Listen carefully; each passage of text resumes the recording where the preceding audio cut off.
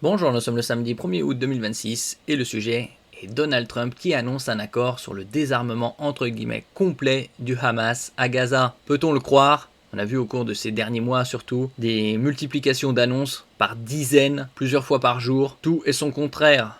Trump, tromperie, tromperie. Le président américain a en outre indiqué qu'Israël quitterait Gaza une fois le Hamas désarmé.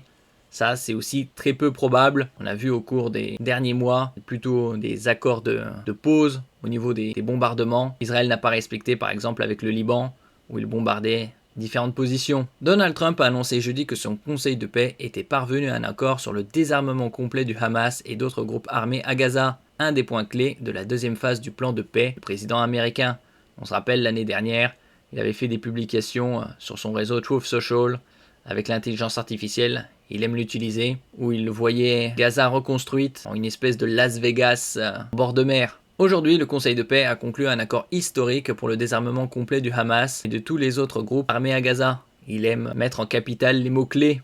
Il s'agit d'une étape monumentale vers une paix et une sécurité durable, a écrit Trump sur son réseau Truth Social. Cet accord constitue une étape cruciale pour que Gaza soit enfin dirigé par un nouveau gouvernement palestinien, lequel collaborera étroitement avec le Conseil de paix pour venir en aide au peuple palestinien, s'est-il réjoui.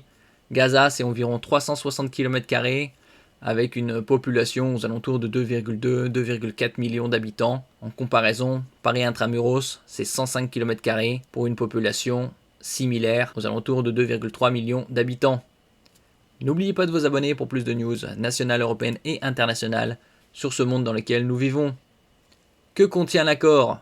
Il s'agit du début de la deuxième phase cessez-le-feu conclu en octobre 2025 entre Israël et le Hamas après 2 ans de guerre. On se rappelle les événements du 7 octobre 2023, ça va bientôt faire 3 ans. La première phase, qui s'est achevée en janvier, avait vu la libération des derniers otages israéliens de Gaza enlevés par le Hamas le 7 octobre 2023 lors de ces attaques terroristes menées en Israël qui ont déclenché la guerre en échange de Palestiniens détenus par Israël. Il y a des milliers et des milliers de prisonniers palestiniens en Israël. Selon le Hamas, l'accord sur la deuxième phase prévoit le retrait progressif des forces israéliennes de la bande de Gaza, lié à un désarmement du mouvement islamiste dans lequel l'État hébreu ne sera pas impliqué, et au déploiement d'une force internationale.